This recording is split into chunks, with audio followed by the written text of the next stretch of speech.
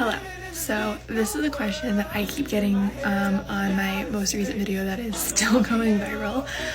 So why do PTs use a stethoscope? Let's talk about it. So in our curriculum as doctors of physical therapy, we take a course called cardiopulmonary.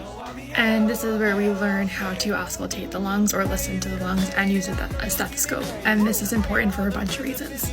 So as PTs, we listen to the lungs to then perform chest physical therapy or chest physiotherapy.